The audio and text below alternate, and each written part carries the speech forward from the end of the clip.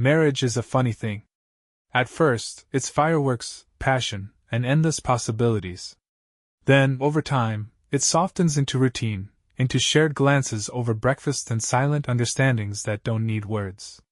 For Rachel and me, the softening came after 12 years together. I thought it was natural, an inevitable shift from romance to partnership. What I didn't realize was that cracks were forming beneath the surface, and I'd been too blind or too trusting to see them. The signs were subtle at first. Rachel had always been beautiful, but lately she seemed different. There were the small changes, a new perfume that she never wore when we were together, trips to the gym that conveniently coincided with my long work hours, and the late nights at the office. I told myself it was nothing. Stress from work, maybe. Everyone needs an outlet. But her phone, once an afterthought left on the counter or the bedside table, now seemed glued to her hand. She guarded it like a hawk, a sharp shift from the days when we shared everything. It was the fishing trip that tore the illusion apart. I'd been planning it for weeks, a weekend escape with the guys. Beer, fishing, and crude jokes around a campfire. The kind of simplicity that seemed like a distant memory in the face of mortgage payments and weekly grocery runs. I was in the garage, packing my gear in the warm hum of late afternoon. The tackle box was open on the workbench, lures gleaming under the dim light. That's when I heard her voice. The garage door was cracked just enough to let the sound through. Rachel was in the kitchen, her voice carrying easily. "He's gone for the weekend. You can come over for a wild night." At first, I thought I'd misheard. My mind scrambled for alternative explanations. Maybe she was joking with a friend. Maybe it was innocent, part of some conversation I hadn't heard in full. But no matter how I spun it, the words hung in the air, undeniable and damning. I froze, my hand gripping the handle of the cooler so tightly that my knuckles turned white. My first instinct was to storm inside, to confront her, to demand an explanation. But something held me back. Instead, I took a deep breath, letting the cooler rest back on the bench, and forced myself to keep moving. When I walked into the house to say goodbye, Rachel greeted me with the same easy smile she'd worn for years. Her brown eyes sparkled as she leaned in for a kiss, and the familiar scent of her perfume, a scent I now hated, wrapped around me like a lie. "All packed, honey?" she asked, her tone light and carefree. "Yeah," I said, forcing a smile. "Just need to grab my toiletries." She nodded, running a hand over my arm. "Have a great time with the guys. I'll miss you." Her words burned as they left her mouth. I kissed her on the cheek, swallowing the bile that threatened to rise in my throat. "Love you," I said automatically. The words felt foreign and hollow. As I pulled out of the driveway, I glanced in the rearview mirror. Rachel stood on the porch, waving. She looked so normal, so unbothered, like nothing had happened. But as I turned the corner, I saw her reach for her phone. My stomach churned. I knew exactly who she was calling. I didn't drive to the lake. Instead, I found myself parking down the street, a few houses away, where I had a clear view of my own front door. It was absurd, pathetic even. There I was, a grown man with fishing gear in the back seat, sitting in a car and spying on his own wife. But I couldn't help myself. The hours ticked by slowly. I texted the guys, making up a story about a family emergency. They were disappointed but understanding. If only they knew the truth. As the sun began to dip below the horizon, my heart hammered in my chest. Part of me hoped I was wrong, that no one would show up, and I'd drive away feeling like a fool. At 8:43 p.m., a red sports car pulled into the driveway. My stomach dropped. I recognized it immediately, Steve's car. Steve, her coworker. Steve, who always seemed to laugh a little too hard at her jokes during company barbecues. Steve, who had shaken my hand at every holiday party like we were the best of friends. I gripped my phone, hitting record as Steve climbed out of the car and walked to the door. Rachel opened it quickly, smiling as they exchanged a brief hug. There was no kiss, no overt display of affection, but the way her body language softened told me everything I needed to know. She stepped aside, letting him in, and the porch light flicked off a moment later. I sat in the car for hours, recording every detail. The lights in the living room dimmed. The bedroom light flickered on and stayed on far longer than I could stomach. I imagined them laughing, touching, in the bed we'd shared for over a decade. By the time dawn broke, I had what I needed. Videos, timestamps, irrefutable proof. But this wasn't the time to act.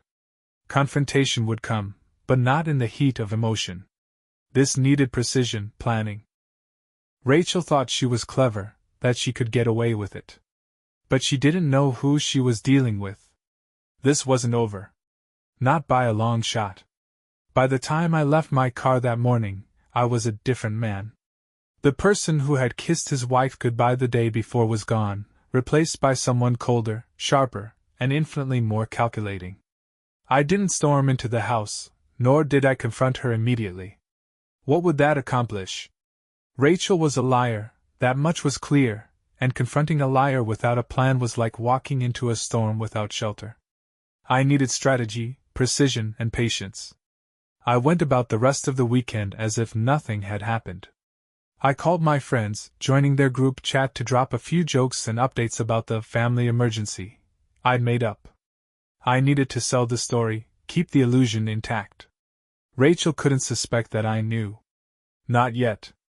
I spent the day organizing my fishing gear and reviewing the footage I'd recorded the night before. Each frame felt like a fresh wound, but I didn't shy away from it.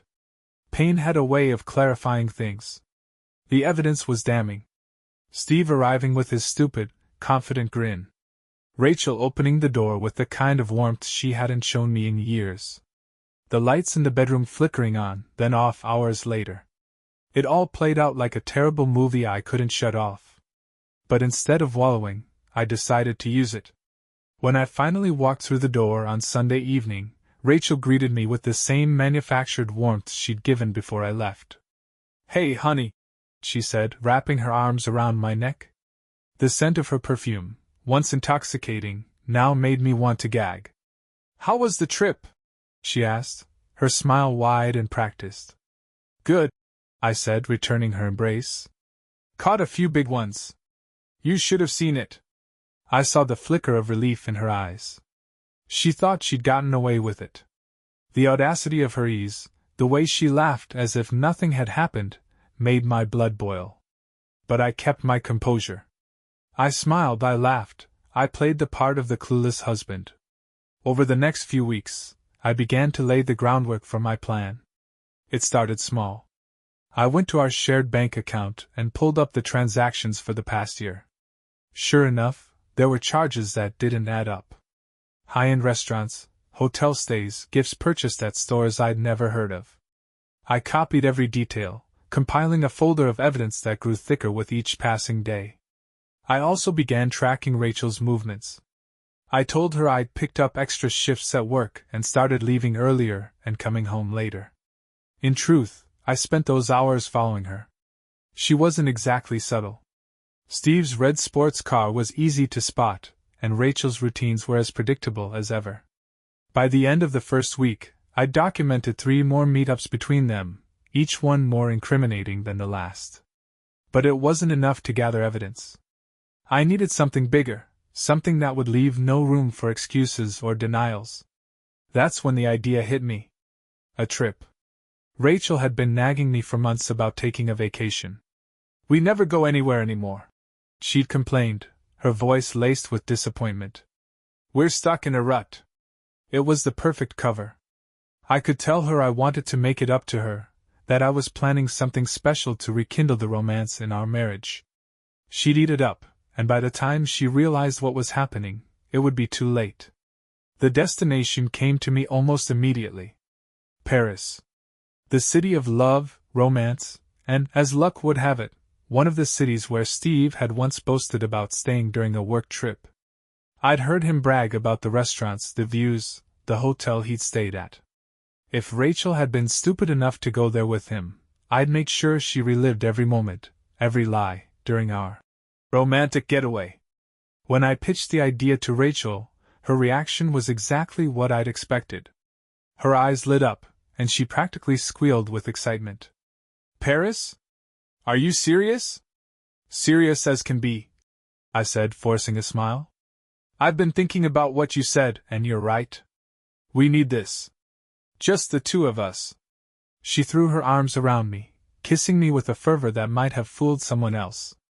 But I knew better. Her excitement wasn't about me. It was about Paris, the city where she'd betrayed me. The planning took weeks. I spared no expense, booking the best flights, the best hotels, and reservations at every place Steve had mentioned.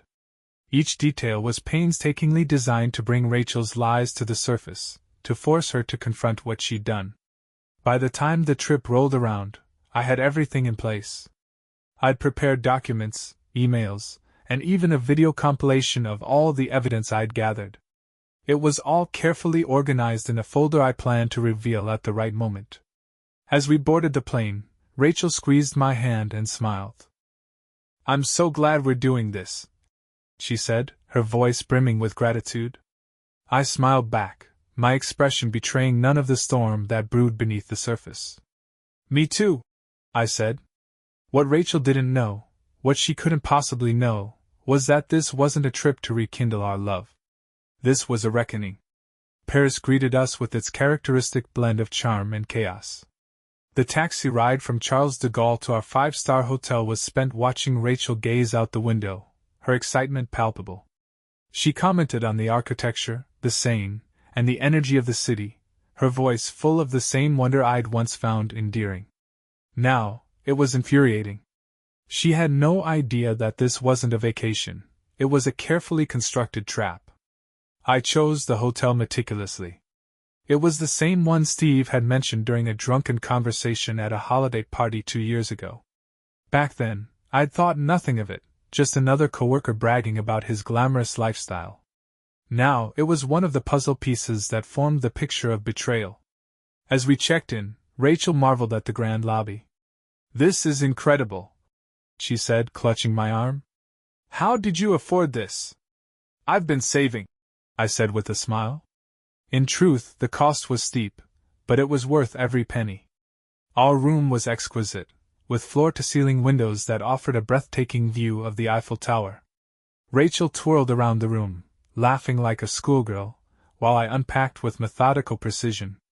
I set my folder of evidence in the hotel safe, where it would remain until the time was right. The first day was deliberately romantic. I took Rachel to all the tourist spots, the Eiffel Tower, the Louvre, a stroll along the Champs-Élysées. I played my role perfectly, holding her hand, indulging her whims, and pretending to be the adoring husband I once was. Every moment was excruciating, but I bore it with a patience I didn't know I had. That evening, we dined at a high-end restaurant Steve had mentioned once, a cozy bistro tucked away on a quiet street. As the waiter poured our wine, Rachel looked around, her eyes narrowing with faint recognition. "This place feels familiar," she said, tilting her head. "Maybe you've seen it in a movie," I offered casually. She nodded, but her unease lingered. I could see it in the way she kept glancing at the decor, the way her fingers fidgeted with the stem of her wineglass. The next day, I ramped up the pressure. We visited a park near the Seine where Steve had supposedly taken Rachel for a walk during one of their work trips. I watched her carefully as we strolled along the riverbank, noting the way her eyes darted around, as if she were searching for something, or someone. "Beautiful, isn't it?" I said, breaking the silence. She smiled weakly. "It is. So peaceful." Her words were hollow, her tone strained. She was starting to realize that something wasn't right, though I doubted she could fully piece it together yet. The third day was when the cracks began to show. I'd booked us a private wine-tasting experience at a vineyard just outside the city. Rachel had no idea that this was the exact same vineyard Steve had raved about, claiming it was the most romantic place in Paris. As the sommelier guided us through the tasting, I watched Rachel closely. Her laughter came too easily, her smiles too forced. By the time we reached the fifth glass of wine, she was visibly on edge. "This is amazing," she said, her voice high-pitched. "You've really outdone yourself." "I just want to make you happy," I replied, letting the words hang in the air like a trap waiting to be sprung. That evening, back at the hotel, Rachel excused herself to take a bath. I watched her retreat into the bathroom, closing the door softly behind her. As the sound of running water filled the room, I pulled out my phone and checked the hidden camera I'd placed in her suitcase before we left. Sure enough, there it was. A text message to Steve, asking how he was and mentioning the wine tasting. It reminded me of us, she'd written, followed by a heart emoji. I clenched my jaw, my blood boiling as I stared at the screen. She was so brazen, so confident that she could get away with it. But the game wasn't over yet. By the time Rachel emerged from the bathroom, wrapped in a hotel robe and smelling of lavender, I was back to my role. I smiled, handed her a glass of wine, and suggested we watch a movie. Anything you want, I said, my tone light and affectionate. The days that followed were a blur of carefully orchestrated moments designed to unnerve her further. I took her to places I knew she'd visited with Steve, each one triggering faint flickers of recognition that she tried to mask. Her smiles grew tighter, her laughter more brittle. By the 5th day, Rachel was visibly unraveling.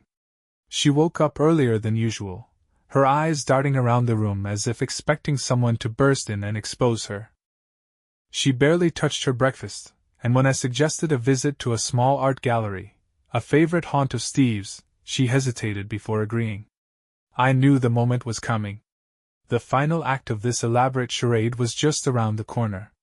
Rachel had no idea that everything she thought she was hiding was about to come crashing down around her. By the 6th day in Paris, Rachel's mask of composure was beginning to crack. Every carefully chosen location, every subtle reminder of her lies, had chipped away at her confidence. She didn't know what was wrong, but she could sense something was off. Her cheerful morning greetings had grown half-hearted, her conversations filled with empty small talk.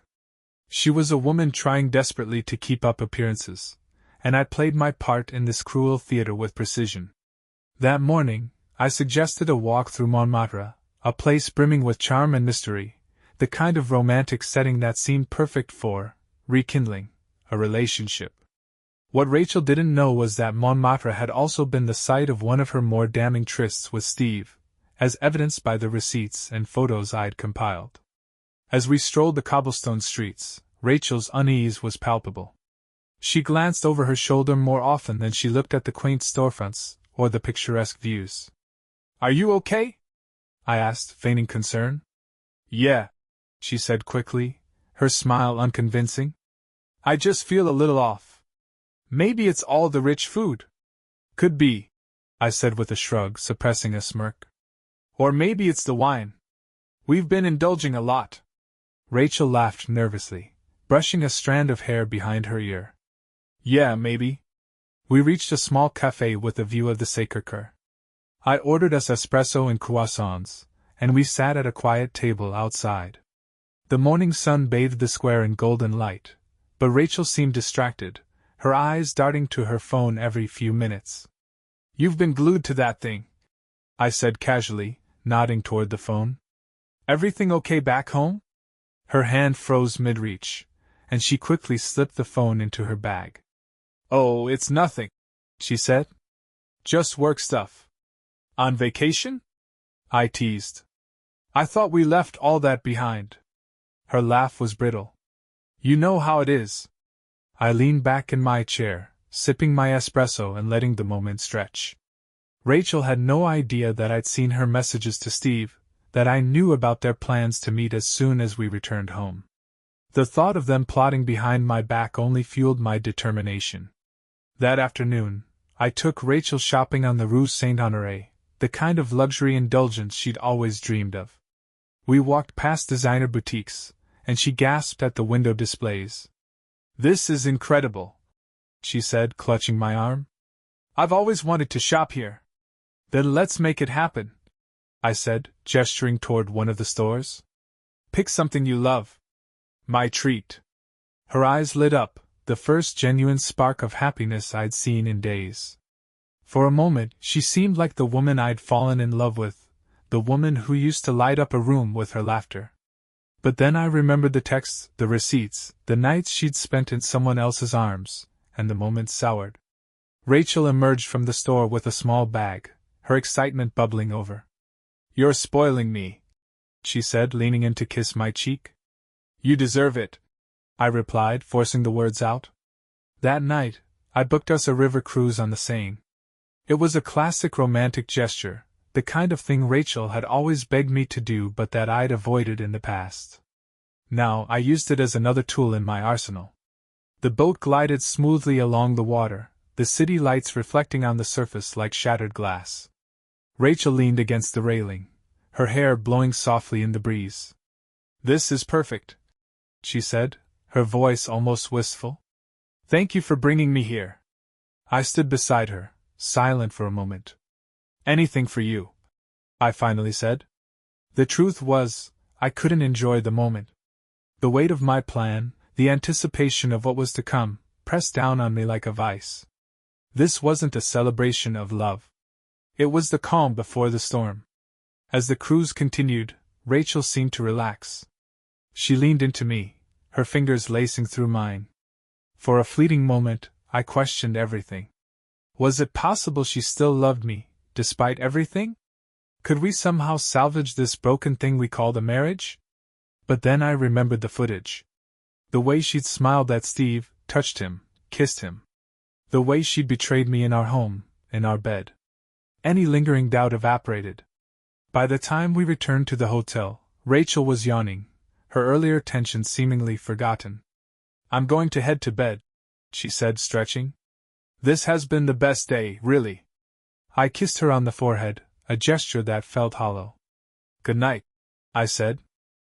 Once she was asleep, I retrieved my folder from the safe and laid it out on the desk. The photos, the screenshots, the receipts, it was all there.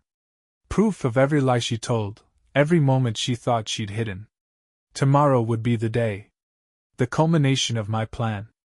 I'd waited long enough, and the time had come to strip away the illusions and force Rachel to face the truth. As I stared at the damning evidence spread before me, I felt a strange sense of calm. The storm was coming, and I was ready to unleash it. The morning came quietly, with soft, golden light spilling through the sheer curtains of our hotel room. Rachel stirred beside me, her breathing deep and steady, her face relaxed in sleep. For a moment I studied her. She looked so peaceful, so innocent, like the woman I'd fallen in love with all those years ago. But I knew better. I rose quietly, careful not to disturb her. The folder sat on the desk where I'd left it the night before, its contents meticulously arranged. I ran a hand over its surface, steadying myself. Today wasn't just about exposing her betrayal, it was about reclaiming my dignity, my power. By the time Rachel woke, I had already ordered breakfast to the room. Croissants, fresh fruit, coffee, and orange juice were laid out on the small table by the window. She smiled sleepily as she stretched. "You're spoiling me again," she said, pulling on her robe and joining me at the table. "Only the best for my wife," I replied, my tone warm, even affectionate. Her eyes softened as she sipped her coffee. "This trip has been amazing," she said. "I feel like we're finally reconnecting. Don't you?" I smiled, but my mind was elsewhere. Reconnecting. The word felt like a cruel joke, considering what I had planned for the day. "We should make today special," I said, steering the conversation. "It's our last full day in Paris. I was thinking we could take a trip down memory lane." "Memory lane?" she asked, tilting her head. I nodded, setting my cup down. "You know, visit some of the places that have really made an impression on us." She hesitated, her smile faltering for a split second. I saw the flicker of doubt in her eyes, the gears turning as she tried to decipher my meaning. "Sure," she said finally, her tone light. "That sounds wonderful." The first stop was a small cafe near the Seine. It was one of Steve's favorites, he'd gushed about it at a company party years ago. I ordered us coffee and pastries, watching Rachel carefully as she surveyed the surroundings. "This place is charming," she said, her voice a little too bright. "Isn't it?" I replied. "Feels like the kind of place you'd come back to, doesn't it?" Her smile wavered, and she turned her attention to her coffee. I didn't press further. Not yet. From there, we moved to the park. It was quiet and serene, with manicured gardens and fountains that sparkled in the afternoon sun. As we walked, I guided her toward a bench overlooking the water, the same bench where I'd discovered she'd sat with Steve during one of their business trips. Rachel sat down, her gaze drifting over the scenery. "This is beautiful," she said softly. I sat beside her, my hands clasped in my lap. "It is. Peaceful, even. I can see why someone would choose it for intimate moments." Her head snapped toward me, her eyes wide. "What do you mean?" I let the silence stretch, savoring her discomfort. Then I stood, brushing imaginary lint from my coat. "Come on," I said, ignoring her question. "There's one more place I want to take you." Our final stop was the hotel. Not our hotel, but the one Steve had bragged about, the one they'd stayed at together.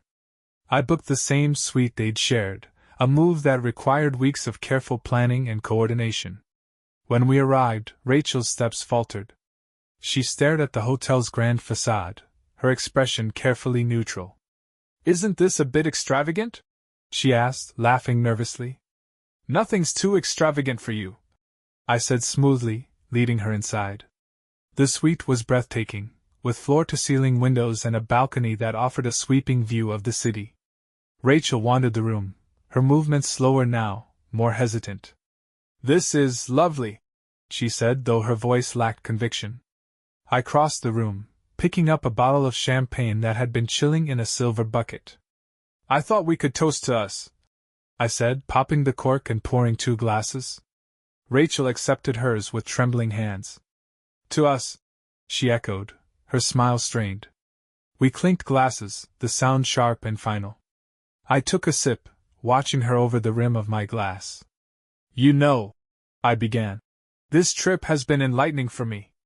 She set her glass down carefully. "What do you mean?" I walked to the desk, picking up the folder. "I mean, I've learned a lot about us, about you." Her face went pale as I opened the folder and spread its contents across the desk. Photos, receipts, screenshots of text messages. It was all there, damning and undeniable. "What is this?" she whispered, her voice barely audible. "This," I said, my tone even, "is everything you thought you were hiding from me. All the lies, the betrayals. Every moment you shared with Steve, I know about it." Her hand flew to her mouth, tears welling in her eyes. I can explain," she stammered. "Don't bother," I said, cutting her off. "I've heard enough excuses to last a lifetime." She sank onto the bed, her face crumpling as the reality of the situation hit her. For the first time, she was speechless. "This was never a vacation, Rachel," I continued, my voice cold. "This was your reckoning." I let the words hang in the air, watching as the weight of them crushed her. The endgame was near. The final move, the one that would change everything, was only hours away. Rachel sat on the edge of the bed, her face pale, her body trembling. The confident, self-assured woman who had kissed me goodbye just days ago was nowhere to be seen. What sat before me now was someone unmasked, vulnerable, and visibly terrified. The room was silent except for the faint hum of the air conditioning. The weight of the evidence I'd laid out between us pressed down like a heavy fog, suffocating any words she might have summoned. "Say something," I said, my voice even, though inside I was barely holding back the rage that had simmered for weeks. She blinked, her lips parting slightly before the first tear slipped down her cheek. She started, but her voice faltered. "You what?" I asked, leaning back against the desk and folding my arms. "You're sorry? You didn't mean for it to happen? Which cliché are we going with today, Rachel?" She flinched as if I'd struck her. "It's not like that," she said weakly. "Then tell me what it's like," I demanded, my voice rising. "Help me understand how 12 years of marriage turned into this." I gestured toward the damning pile of receipts, texts, and photos. Her hands twisted in her lap, her eyes darting to the folder like it might swallow her whole. "It wasn't supposed to happen," she said finally. Steve and it was stupid, I know that. I never wanted to hurt you. I laughed, the sound sharp and bitter. Never wanted to hurt me? You didn't just hurt me, Rachel. You destroyed everything we built. You made a mockery of our life, of our vows. She sobbed into her hands, her shoulders shaking. For a fleeting moment, I almost felt pity for her. But then I remembered the texts, the smiles, the hotel stays. How long? I asked coldly. She looked up, her face streaked with tears. What? How long? The words came out like bullets. Rachel hesitated, her gaze dropping to her hands. A year, she whispered. The answer hit me like a punch to the gut, even though I'd suspected as much. A year. An entire year of lies, of stolen moments, of betrayal. I pushed off the desk, pacing the room. A year, I muttered. A whole year, and you never once thought to stop? To come clean? I tried, she said, her voice rising in desperation. God, I tried, but every time. I just couldn't. You were so busy, so distant. It felt like you didn't care anymore. I spun to face her, the anger boiling over. Don't you dare blame me for this, Rachel. I worked hard for us, for you. Everything I did was for this family, for our future. I know, she choked out. I know, and I'm sorry. I was selfish, and I made a mistake. A mistake? I scoffed. You don't accidentally sleep with someone for a year, Rachel. That's not a mistake. That's a choice, 100 choices. She cried harder, but I didn't care. Not anymore. I'd cried enough for both of us. You know what hurts the most? I said after a moment, my voice softer but no less cutting. It's not just the betrayal. It's the fact that you thought I was so stupid I'd never figure it out. That you could smile at me, sleep next to me, and pretend everything was fine. She looked up at me, her eyes filled with regret. It wasn't about you, I swear. It wasn't because I stopped loving you. I shook my head. Don't you dare say you still love me. Love doesn't look like this.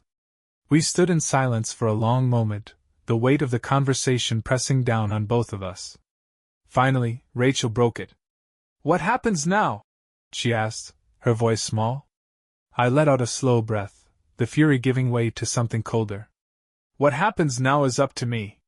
Her eyes widened slightly. What does that mean? You'll see, I said, turning toward the balcony. I needed air, space to think. As I stepped outside, the cool evening breeze washed over me, carrying the distant hum of the city. Below, Paris glittered like a jewel, a stark contrast to the ruin of my marriage. I stayed out there for what felt like hours, letting the anger ebb and flow.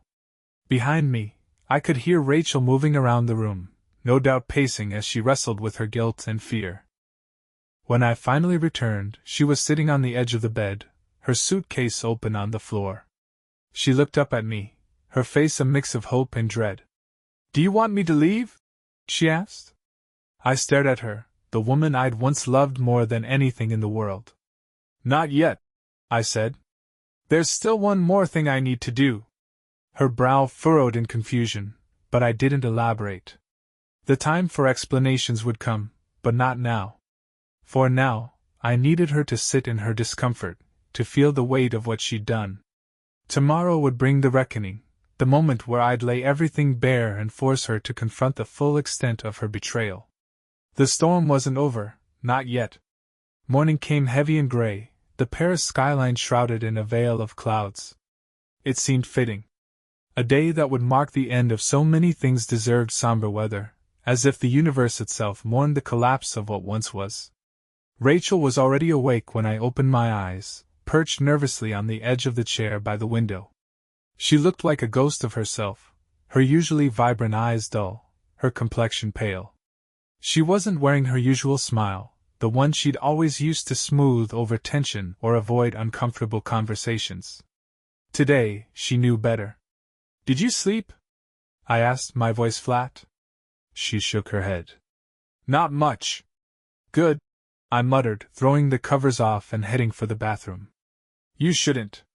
When I returned, Rachel hadn't moved. Her fingers toyed with the hem of her shirt, her gaze fixed on the bustling streets below. For a moment, I let the silence linger, savoring the tension in the air. She had no idea what was coming, no clue just how meticulously I'd planned this moment. Get dressed, I said finally, pulling a clean shirt from my suitcase. We're going out. She looked at me, startled. Where? You'll see. An hour later, we were seated at a cafe near the Eiffel Tower, the city alive with the sounds of tourists and locals alike. Rachel picked at a croissant, barely touching her coffee. She kept glancing at me, her unease palpable. Why are we here? She finally asked. Because I thought it would be nice, I said, keeping my tone light. A little breakfast before we head to our final stop. Final stop? I smiled, the expression devoid of warmth. Don't worry, Rachel. It'll all make sense soon. Her hand trembled as she set down her coffee cup. If this is about last night. It's not about last night. I cut her off. It's about everything. The lies, the betrayal, the choices you made. Today, you're going to see the full picture. The one I've been carefully putting together while you thought you were getting away with it. Her eyes widened, her lips parting in shock. You don't mean? I mean exactly that, I said, my voice cold. Finish your breakfast. You'll need your strength. She didn't eat another bite.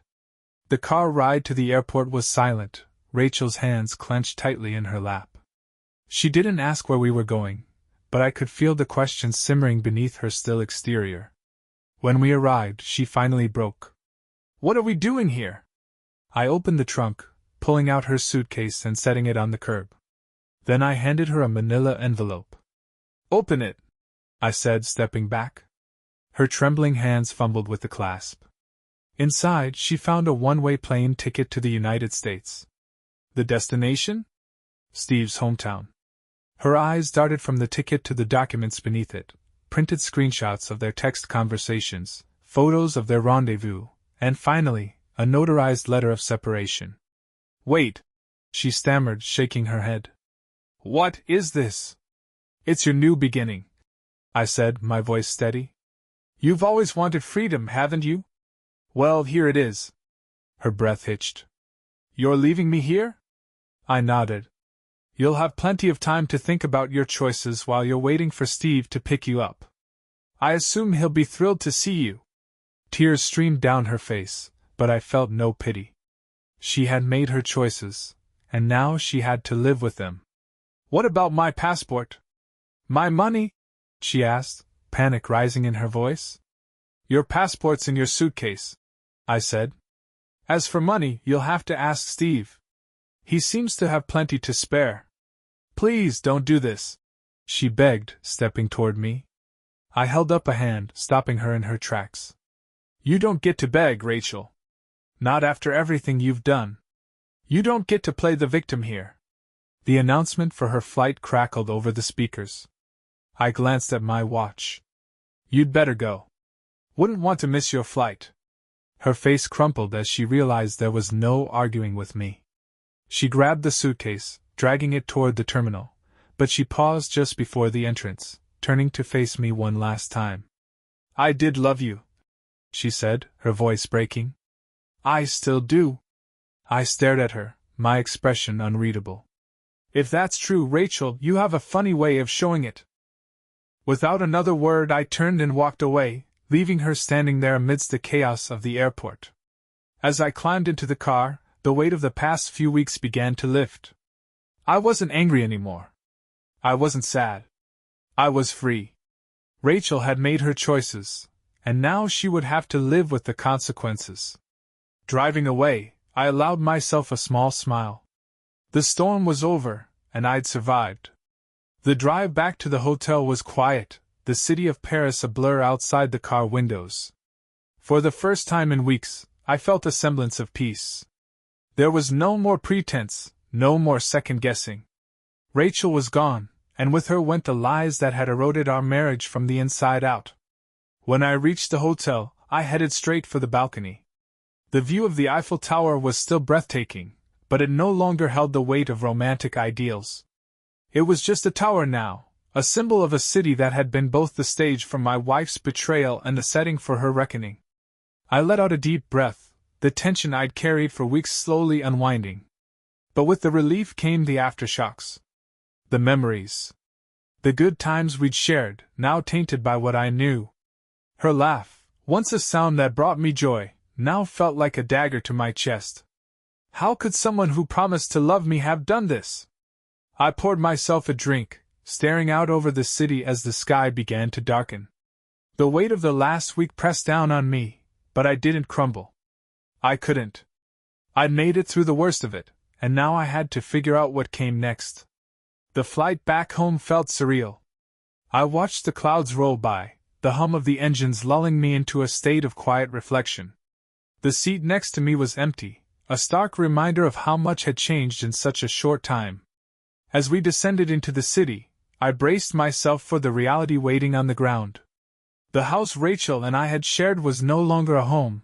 It was a battlefield, scarred by her betrayal and my determination to uncover it. When I stepped through the door, the silence was deafening. The house was exactly as we'd left it, but it felt different, hollow. The photos on the walls, the furniture we'd picked out together, even the smell of her perfume lingering in the air, it was all a cruel echo of a life that no longer existed. I dropped my bag by the door and headed to the bedroom. Her side of the closet was half empty, the absence of her clothes a stark contrast to the neat rows of my shirts and suits. I stood there for a moment, staring at the void she'd left behind. It hit me then, the full weight of what I'd lost. Not just Rachel, but the life we'd built, the future we'd planned.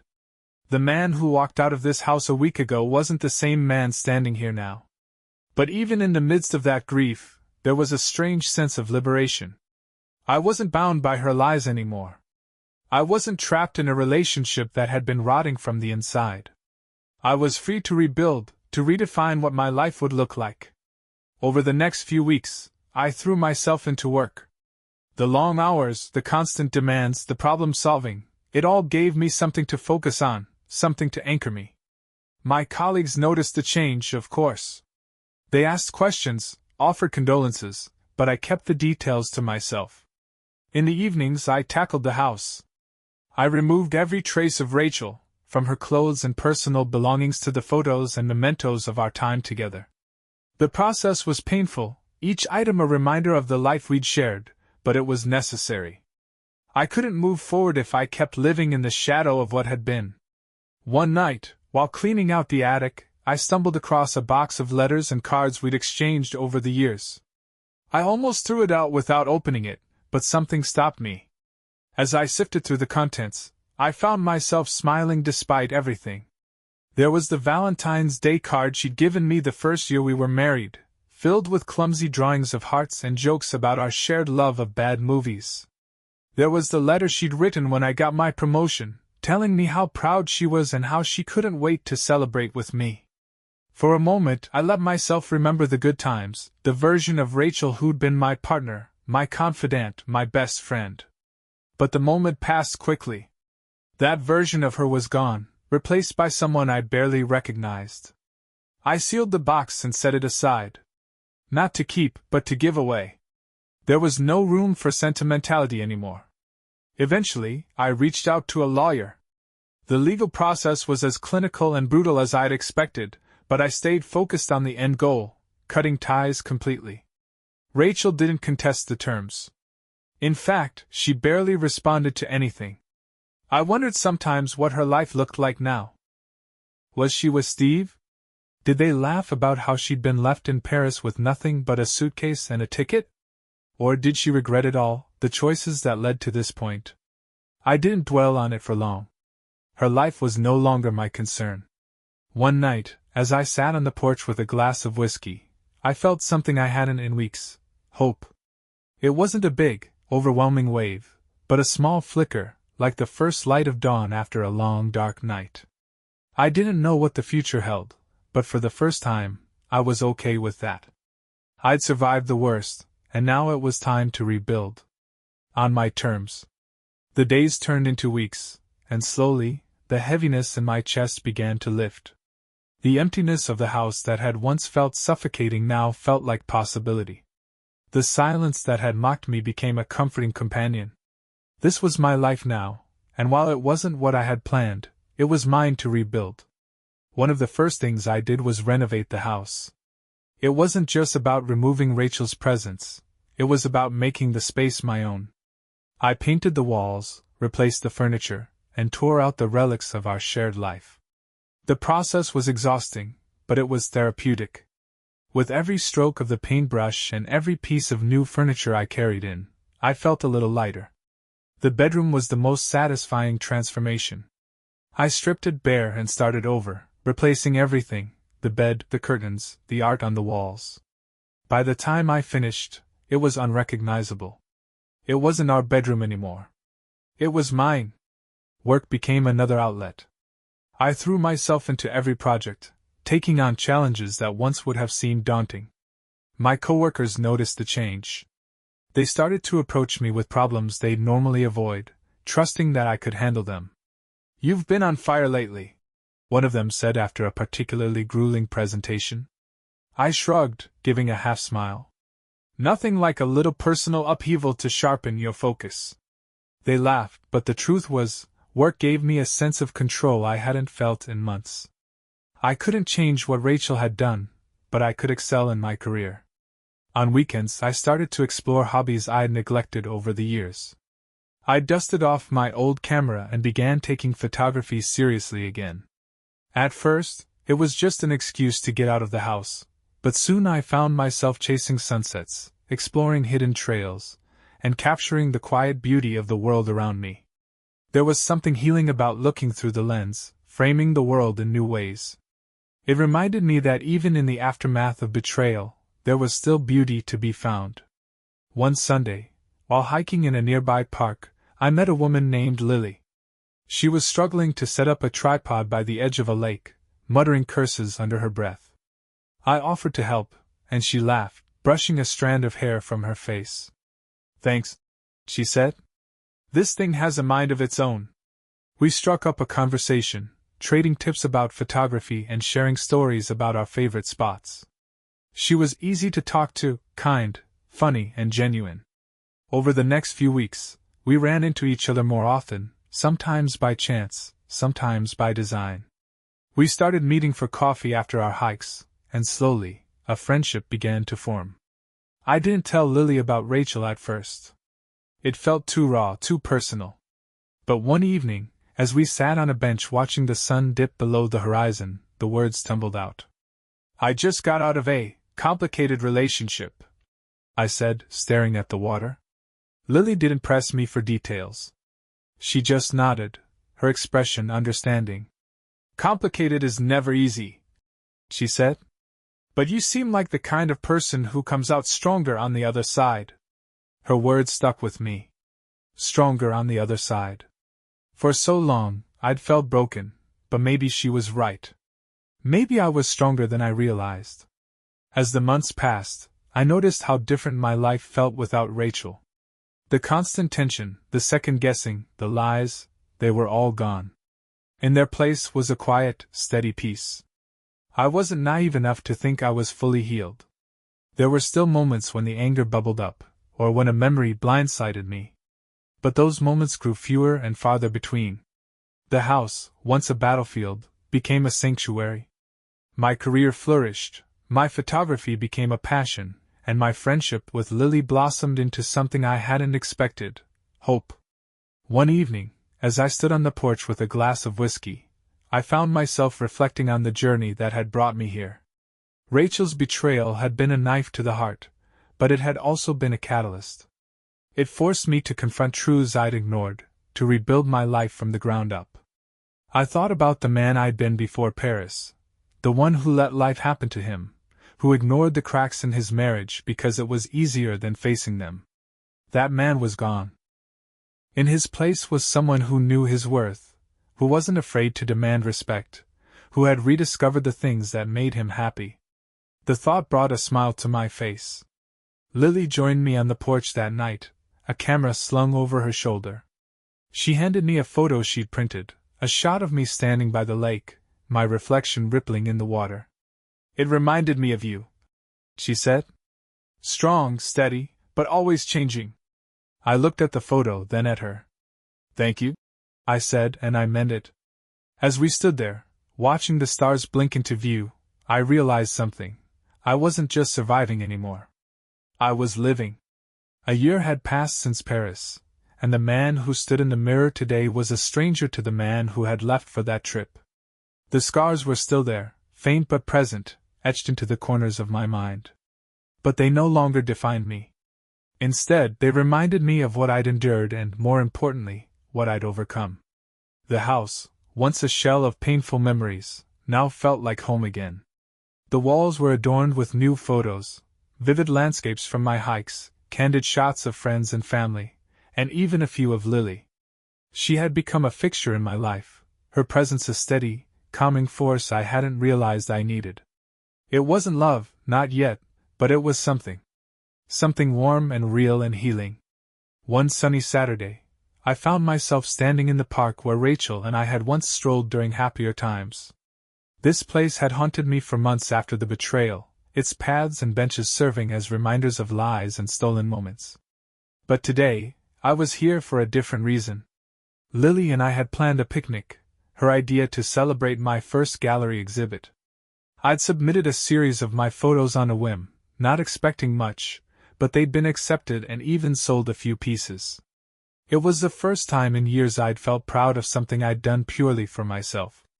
As I spread the blanket beneath a shady tree, Lily handed me a bottle of sparkling water, her smile as bright as the sun overhead. "To new beginnings," she said, raising her glass. "To new beginnings," I echoed, clinking mine against hers. Later that afternoon, as we packed up, my phone buzzed. The name on the screen stopped me cold. Rachel. It had been months since I'd heard from her. Our divorce had been finalized quickly, both of us eager to move on. She'd left the state not long after, presumably with Steve, though I hadn't cared enough to confirm. Lily noticed my hesitation. "Everything okay?" "Yeah," I said, silencing the call. "Just someone from my past." I didn't answer. Not then. But later, as I sat alone on my porch, I replayed the voicemail she'd left. "Hi, it's me," Rachel's voice said, soft and hesitant. "I know I'm probably the last person you want to hear from, but I've been thinking about everything. About you. And I wanted to say I'm sorry. Truly. You didn't deserve what I did to you, and I'll regret it for the rest of my life." There was a long pause, followed by a shaky breath. "I hope you're happy," she continued. "You deserve that. Anyway, take care, Henry." The voicemail ended, leaving me staring at the phone. I didn't respond. What could I say? Her apology wasn't for me, it was for her, a way to ease her own guilt. And while I appreciated the sentiment, it wasn't something I needed anymore. I'd already made my peace. Rachel's betrayal had been devastating, but it had also been the push I needed to reclaim my life. For that, I was grateful, though I'd never tell her. The days turned into weeks, and life moved on. The gallery exhibit was a success, drawing praise from critics and locals alike. My career continued to thrive, my relationships grew stronger, and my world, once so small and fragile, felt expansive again. One evening, as Lily and I sat on the porch watching the sunset, she turned to me with a thoughtful expression. "Do you ever think about the past?" she asked. "Sometimes," I admitted. "But not in the same way I used to. It's more like a story I once read. Something that shaped me, but doesn't define me anymore." She nodded, her gaze distant. "It's funny how life works, isn't it? The things that break us can also make us stronger." I smiled, reaching for her hand. "Yeah, it is." Months later, as I stood in my gallery during another exhibit, surrounded by people admiring my work, I realized just how far I'd come. The man who had once sat in a car, recording his wife's betrayal through clenched teeth, was gone. In his place stood someone who had faced the worst and come out stronger. Lily appeared at my side, slipping her hand into mine. "Proud of you," she whispered. Thanks, I said, glancing at her with a smile. The gallery buzzed with life, the hum of conversation blending with the clinking of glasses and the occasional burst of laughter. It was a celebration, not just of my work but of everything I'd built since my world had fallen apart. As the night wound down, I stepped outside for some air. The city lights twinkled around me, the sound of distant traffic a comforting backdrop. For the first time in a long time, I felt whole. The pain, the anger, the betrayal, it was all behind me now. Rachel was just a chapter in my story, one that had ended long ago. I wasn't just surviving anymore. I was thriving. And as I looked up at the stars, I knew one thing for certain: the best was yet to come.